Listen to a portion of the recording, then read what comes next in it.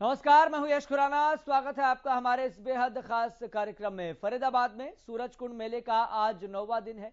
मेले में शामिल होने वाले लोगों का उत्साह चरम पर है। यह मेला देश विदेश में मशहूर है और करीब 20 देशों के कलाकार इसमें भाग ले रहे हैं। मेले में अलग देशों और राज्यों की संस्कृति और क्राफ्ट की झलक भी देखने को मिल रही है। लोग यहाँ मौज मस्ती के साथ साथ जमकर खरीदारी करते हुए भी दिखाई दे रहे हैं। तो कल्चर के अलग अलग रंग देखने को मिल रहे हैं। अलग अलग देशों की संस्कृति, अलग अलग राज्यों की संस्कृति यहां पर देखने को मिल रही है। और सबसे अनोखी बात यहां पर यह है कि जम्मू कश्मीर इस बार थीम स्टेट है, यानी कि जम्मू कश्मीर के इस थीम स्टेट होने के नाते आप जम्मू कश्मीर के रहन सहन, उधर का खान पान, उधर के कल्चर को, उधर की संस्कृति को बारीकी से देख सकते हैं, टटोल सकते हैं कि जम्मू कश्मीर में ऐसी क्या खास बात रही कि इस बार जम्मू कश्मीर को स्टेट थीम बनाया गया है। चलिए, इसी बीच आपको सूरजकुंड से आ रही एक बड़ी जानकारी से भी अपडेट कर दें तो बड़ी ब्रेकिंग आपकी टीवी स्क्रीन पर। लैटिन अमेरिकी और कैरिबियाई क्षेत्र के प्रतिनिधियों के साथ बैठक शुरू हो गई है। जी हां, तो ग्वाटेमाला, चिली, पेरू और कोस्टारिका के प्रतिनिधि बैठक में शामिल हैं। पनामा, डोमिनिक रिपब्लिक, जमैका और कोलंबिया के प्रतिनिधि भी मौजूद हैं। क्यूबा, त्रिनाद और गुयाना के प्रतिनिधि भी बैठक में शामिल हैं। तो पारस्परिक सांस्कृतिक संबंध समेत कई मुद्दों पर बातचीत हो रही है।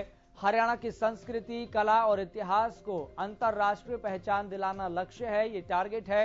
और हरियाणा की हर बार अलग छाप रहती है, अलग संस्कृति से लोग रूबरू होते हैं। और इसी संबंध में कल्चर का प्रमोशन किस तरीके से हो, इस पर भी चर्चा लगातार चल रही है। इस खबर पर ज्यादा जानकारी के साथ मेरे सहयोगी राजेंद्र दहिया जुड़ गए हैं। राजेंद्र दहिया, फिलहाल अपडेट क्या मिल पा रहा है? बैठक में कौन कौन मौजूद है? देखिए, बिल्कुल मैं आपको बता दूं, लैटिन अमेरिकी और कैरिबियाई क्षेत्र के प्रतिनिधियों के साथ मुख्यमंत्री ने बैठक की है। और बैठक में जो मुख्यमंत्री का बयान सामने आया है उसमें उन्होंने कहा कि ग्रामीण भारत की झलक जो है ये सूरजकुंड मेला दिखाता है। और कहीं ना कहीं दक्षिण अमेरिकी देशों के साथ प्रधानमंत्री नरेंद्र मोदी के समय में बढ़ा है सहयोग। जो सहयोग था वो यहाँ पर बढ़ा है जरूर। और नीति आयोग की रिपोर्ट में निर्यात की दृष्टि से भी देश के अग्रणी राज्यों में है। परिवार पहचान पत्र, अंत्योदय और देश की पहली स्किल यूनिवर्सिटी जैसे कार्यक्रमों के साथ हर रोज आगे बढ़ रहा है हरियाणा, ये उनके तरफ से यहाँ पर कहा गया है। और साथ ही उन्होंने ये भी कहा कि गांधी जी के सिद्धांतों पर चलते हुए सरकार सबसे कमजोर आदमी का विकास कर रही है और उसको सुनिश्चित भी कर रही है। साथ साथ और खेलों को लेकर उन्होंने यहाँ पर अपना बयान दिया कि खेल में हरियाणा पूरे देश में सबसे आगे है। लगभग हर अंतर्राष्ट्रीय स्पर्धा में देश के 1/3 पदक हरियाणा के आते हैं। और कहीं ना कहीं खिलाड़ियों का भी यहाँ पर उत्साहवर्धन करते हुए मुख्यमंत्री दिखाई दिए हैं। जी, इस मेले को और ऊंचाई मिली और इसके साथ साथ हरियाणा की संस्कृति को भी एक बेहतर प्रमोशन के साथ साथ एक अच्छा लेवल मिल सके, लोग उससे रूबरू हो सके, चाहे वो अलग अलग देशों से आए लोग क्यों ना हो। तो ऐसे में इसको लेकर क्या स्ट्रेटेजी फिलहाल दिखाई दे रही है? देखिए, साफ तौर पर कहें तो जिस तरीके से पहले साल में मेला एक बार लगता था, तो अब कहीं ना कहीं 2 बार की जो बात चल रही है उस पर भी विचार किया जा रहा है। और हो सकता है कि 2 बार साल में ये मेला यहाँ पर आयोजित किया जाएगा, ताकि देश विदेश के और जो हमारे भारत के हस्तशिल्प कलाकार हैं उनको आगे बढ़ने का मौका मिले और उनकी कला का अच्छा प्रदर्शन यहाँ पर वो अपनी का कर सके। जी, ठीक है राजेंद्र, बहुत बहुत शुक्रिया जानकारी साझा करने के लिए। तो बेहद महत्वपूर्ण ये बैठक चल रही है जिसमें मीनाक्षी लेखी भी मौजूद हैं। तो संस्कृति और कला का संगम है हरियाणा। मीनाक्षी लेखी ने मुख्यमंत्री मनोहर लाल की तारीफ भी की है कि जिस तरीके से वो प्रदेश को ऊंचाइयों पर लेकर जा रहे हैं और खास तौर पर इस मेले के जरिए हरियाणा की संस्कृति से भी लोग रूबरू हो रहे हैं। और इस बार योजना यह है कि सितंबर में एक बार फिर से इस मेले का आयोजन किया जा सकता है। इसको लेकर भी योजना पर काम चल रहा है। बढ़ते आगे, सूरजकुंड मेले में चंडीगढ़ हाईकोर्ट से आए न्यायाधीश ऑगस्टीन जॉर्ज मसीह ने जिला विधिक सेवा प्राधिकरण की स्टॉल का अवलोकन किया है। यहां उन्होंने कानून प्रचार सामग्री को भी देखा और न्यायाधीश ने जेल की स्टॉल का भी निरीक्षण किया है।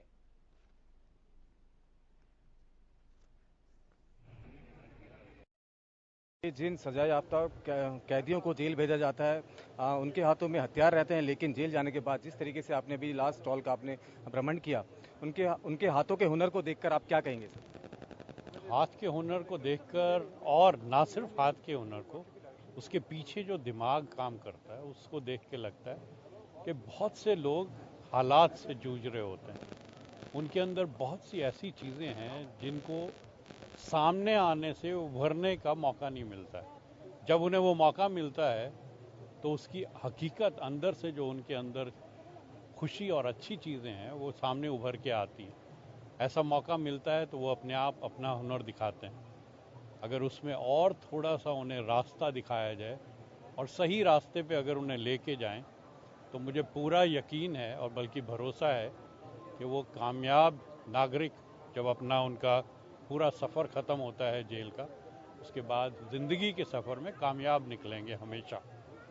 और मुझे उम्मीद भी यही है कि जिस माध्यम से और जिस तरीके से वो आगे बढ़ रहे हैं, जेल अथॉरिटीज़ उसमें उनकी मदद कर रहे हैं, वो एक बहुत अच्छी शुरुआत है और उसमें कामयाबी भी ज़रूर मिलेगी। हालांकि उनके हाथों में हुनर है, साफ दिखाई दे रहा है, बावजूद इसके जब वो जेल से बाहर आएंगे तो किस तरह से आर्थिक रूप से उनको मदद की जाएगी अपना बिजनेस बढ़ाने के लिए, इस काम को आगे बढ़ाने के लिए, ताकि भविष्य में वो फिर से हथियारों की तरफ ना बढ़े या क्राइम की तरफ ना बढ़े? बहुत सी स्कीम्स हैं गवर्नमेंट की भी, और वो उन्हें बताई भी जाती है।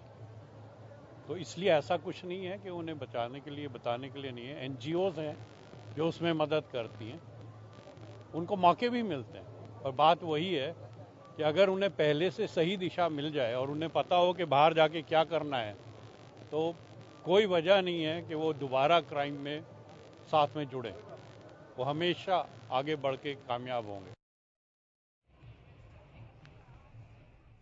तो मेले में विधिक सेवा प्राधिकरण की स्टॉल भी लगी हुई है और यहां पर जो जेल में बंद कैदी हैं वो अपने हाथों का हुनर दिखाते हैं, तरह तरह के उत्पादों का इजाद करते हैं और उन्हीं के हाथों से बनी हुई इस स्टॉल का निरीक्षण करने पहुंचे थे न्यायाधीश।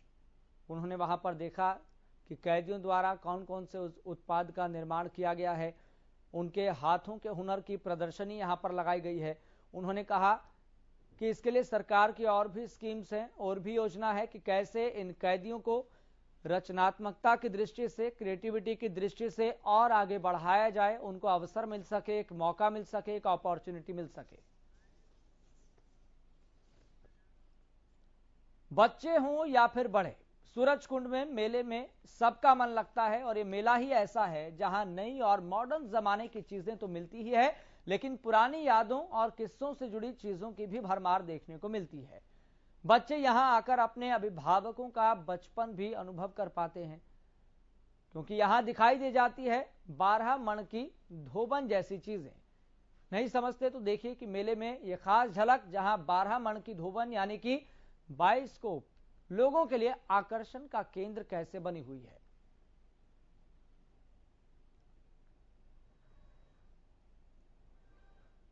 अगर हम आपसे पूछें कि आपने 12 मन की धोबन देखी है तो शायद आप सोचने के लिए मजबूर हो जाएंगे, लेकिन अगर मैं आपसे कहूं कि आपने बाइस्कोप देखा है तो शायद आप अपने बचपन की पुरानी यादों में चले जाएंगे।